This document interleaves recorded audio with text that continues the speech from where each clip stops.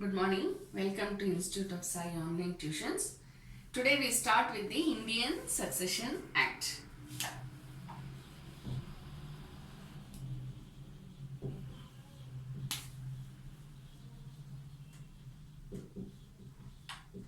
(1925). Indian Succession Act 1925. Again, when does Succession Act same as Hindu Succession Act? Indian Succession Act also comes into it comes into picture only when there is an interstate succession.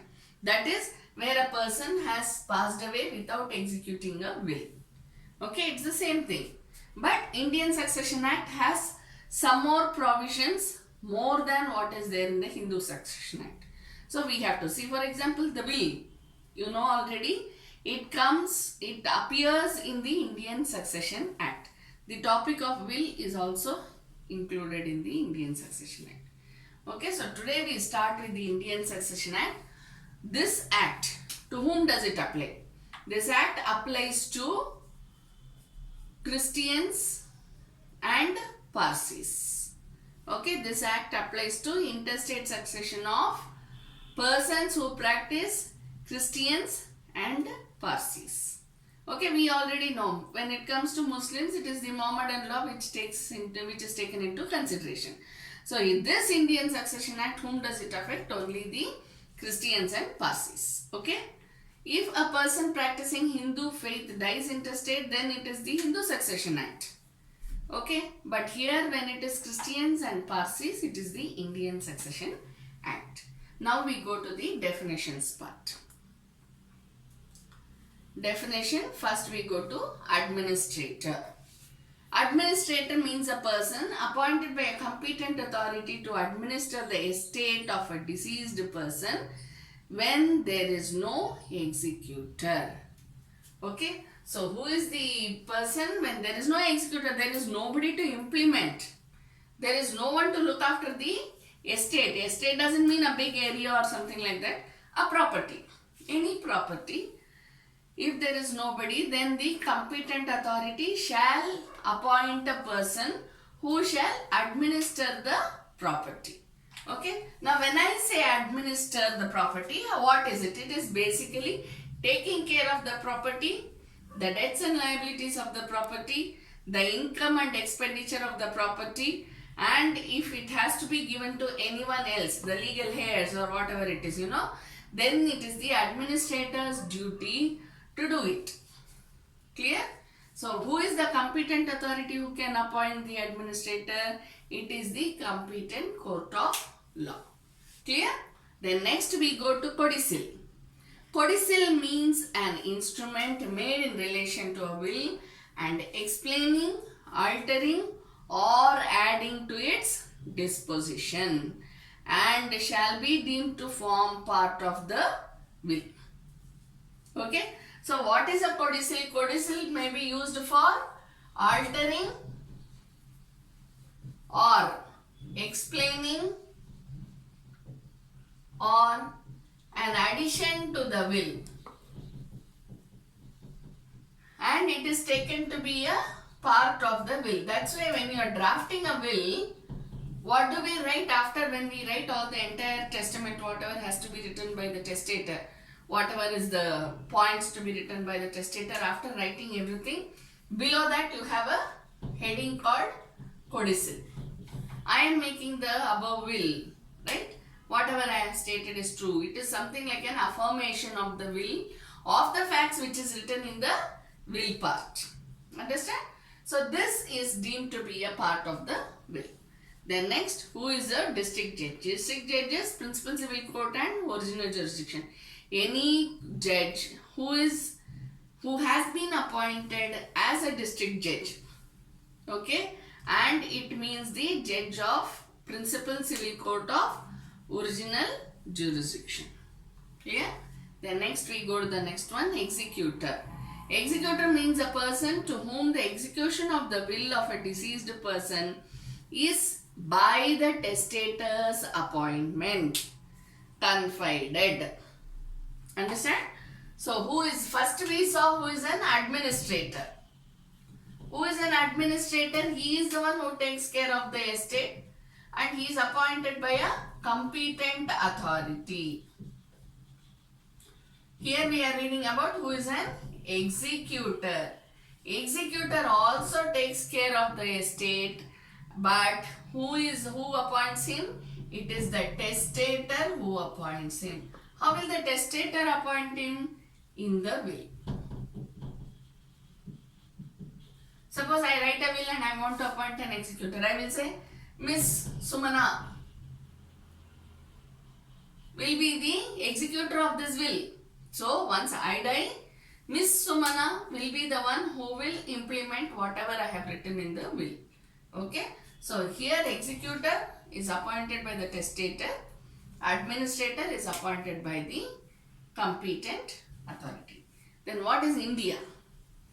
India means the territory of India excluding the state of Jammu and Kashmir. See, here we are talking about the law. Understand? So, when we say this act applies to the whole of India except the state of Jammu and Kashmir, that is what we read in almost all the acts. Right? That is why when we say India, under this Indian Succession Act, it does not include the state of Jammu and Kashmir. Okay? Please don't take any other meaning out of it. This is the meaning of it. Then we go to the next definition, Indian Christian. Indian Christian means a native of India who is or in good faith claims to be of unmixed Asiatic descent and who professes any form of Christian religion. So what you have to take into consideration over here, who is a native of India or who in good faith says that he is of Asiatic origin. Understand? Unmixed Asiatic descent. This is how you have it in the definition. Unmixed Asiatic descent. Okay, so that means to say they are purely from Asia, not from any other Europe or Australia or whatever. We know continents, right? So you have to use your continents knowledge over here and then say. So unmixed Asiatic descent means there has been no mixture of any other countries in this. They are purely from the Asian descent or is a native of India. In such case, Indian Succession Act applies. Of course, even if they are a native of India or in good faith say that we are of unmixed Asiatic descent, what is important over here is plus. In addition to this, what they should have? They should profess any type of Christian belief.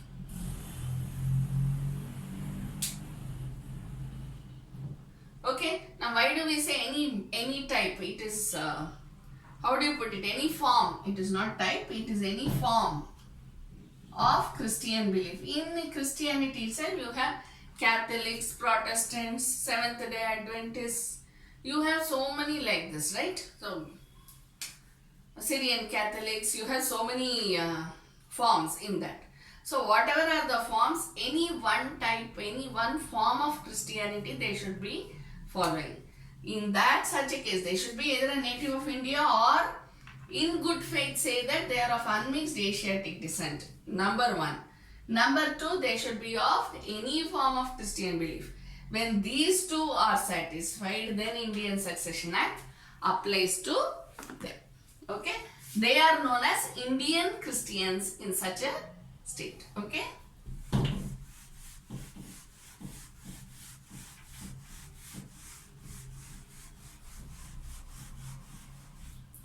Then next we go to the next definition, that is about minor. Who is a minor?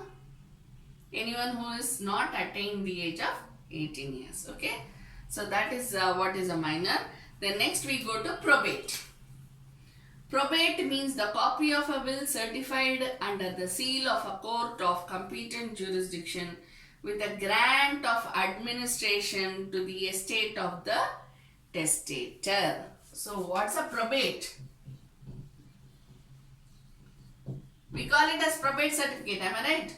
So probate, what does it mean? It is a copy of a will which has been certified. So it is a certified copy of, it's a copy of will which has been certified. By whom? By the jurisdictional court.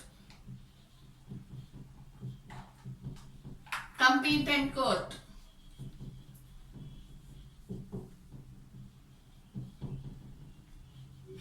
Understand? So what is probate? It is a copy of a will which has been certified. By whom? By a competent court of jurisdiction. And administration, for the purpose of administration of the will. Right?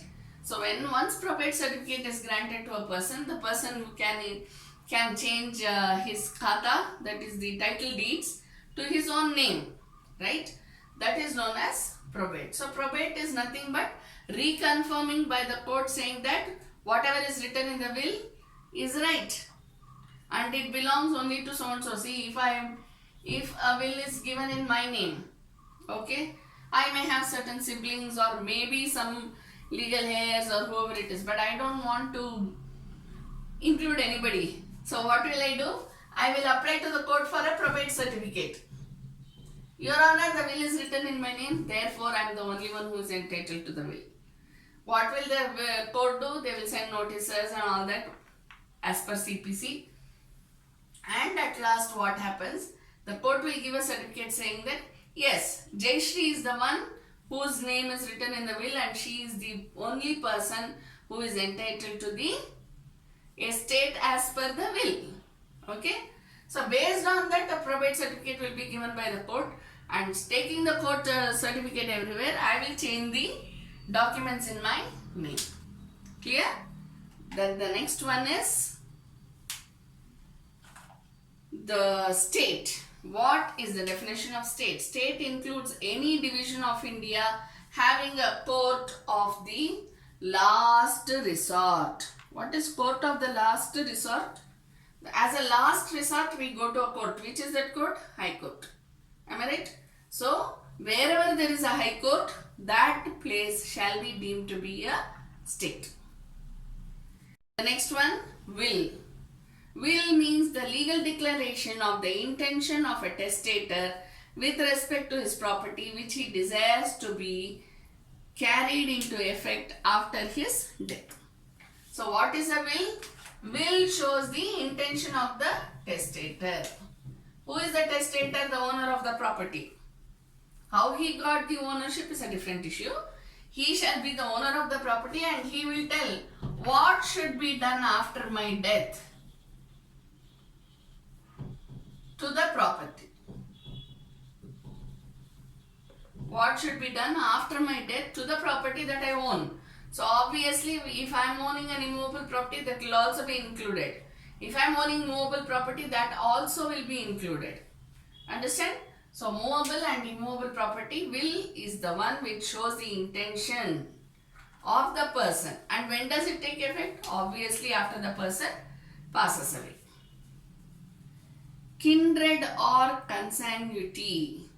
Kindred or consanguinity is the connection or relation of persons descended from the same stock or from common ancestor. We read about cognate, agnate, you remember when we were reading about the Hindu Succession Act. Half blood, full blood, uterine blood, agnate, cognate, we read all these definitions in Hindu Succession Act. In Indian Succession Act, what do you have? Kindred or consanguinity.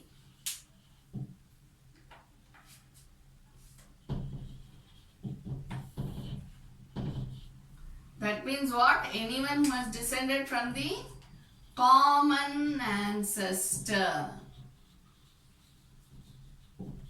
Anyone who had descended from the same stock. When it comes to animals and birds, we call it as a breed. Am I right? So, we also belong to one particular breed, common ancestor. Then, such a common ancestor, then we are all said to be kindred of each other or in consanguinity, consanguineous relationship with each other. Okay. See, for example, common ancestors we can take. There will be a great grandfather would have existed. He would have lived, not existed. Then you will have all the grandfathers and grandmothers in queue. Right? And then you will have all the sons, daughters of so many people. Sons, daughters. Then you have the grandson, granddaughter, all those again come. So from whom did we from where our generation, it's a family tree.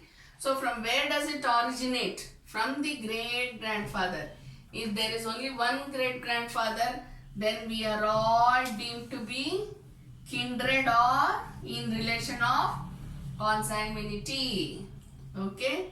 But if there are two great grandfathers and then each of them have a set of their own, each of them have so many people for themselves, then together they will not be known as kindred or consanguinity.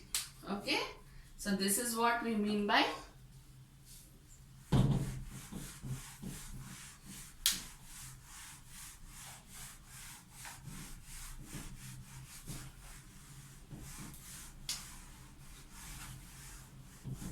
these are the important definitions in Indian Succession Act. Next we go to see, actually I am going as per the necessity of the topics, okay, and not necessarily as per the sections. Why I am doing this is because so that you can relate easily to each other. Okay, that is the only reason why I am doing this. So you can just go by how I am teaching. You can read the book, you can read the bare act, but when you are writing the answer or for better understanding of the Succession Act, ultimately that is what is important. Then you have to look at how I have been teaching. Okay. Next we go directly to section 25. Why do we do that?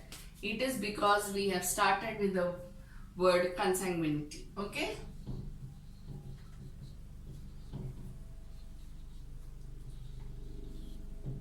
We are talking about Succession Act. Am I right? So this is very, very important. Indian Succession Act. Therefore, we have to talk about this. Okay. Section 25 tells you about lineal consanguinity. Consanguinity we already know, from the same ancestor or common ancestor or from the same stock. Okay. Now we are talking about lineal. Lineal means what, like this, right?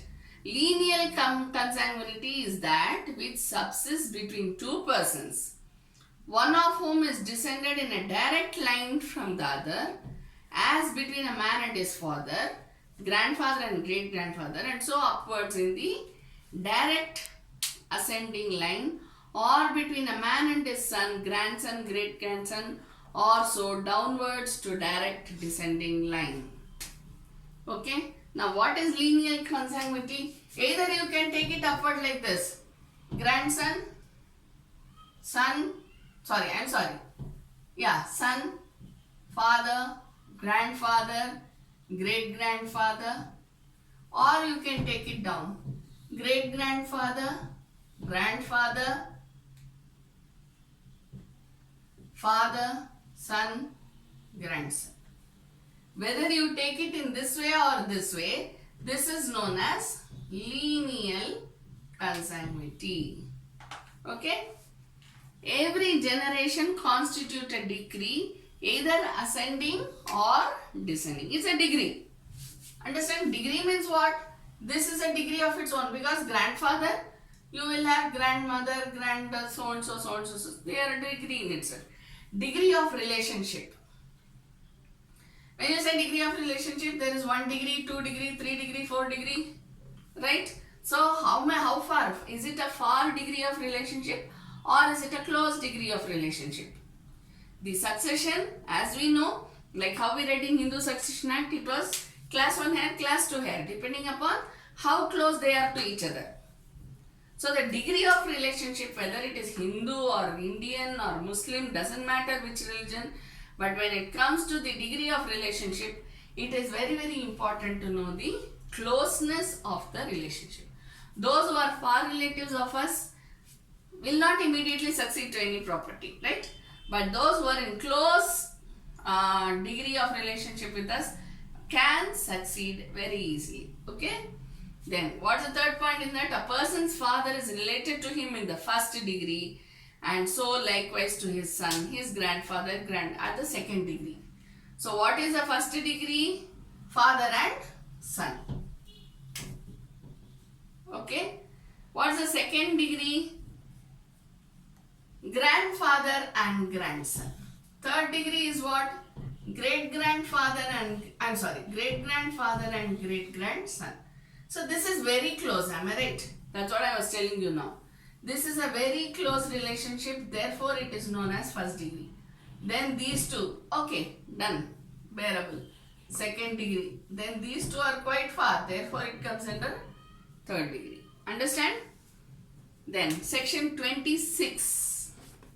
So when you are talking about the succession, first you have to see who is in first degree, second degree, third degree.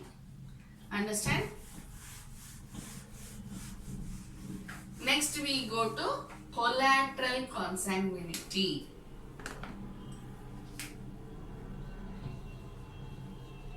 What are collateral lines? Like this. Horizontal, right? Together they move, but not like this, like this. Collateral consanguinity is that which subsists between two persons who are descended from the same stock or ancestor, but neither of whom is descended in a direct line from the other. So it doesn't come like this, okay? This person's son is this person's son is this person's son is this. This is lineal consanguinity. Here what do you have? I'll just explain. From the same stock. Grandfather, granddaughter, grandfather, what's the name? Mother, grandmother, grandmother, grandfather. So he has one son, one daughter, one son. You understand? So as far as this is concerned, they are all lineal. You understand? So when you are talking about this, it will come in lineal. Grandfather has what? One son, two sons, one daughter, two daughters. Am I right? If you look at it this way, if it is great grandfather's property, which goes to his own children, then it will come in this manner. If it comes in this manner, then it shall be deemed to be lineal. But it is not like that. Why so? Because he has so many children.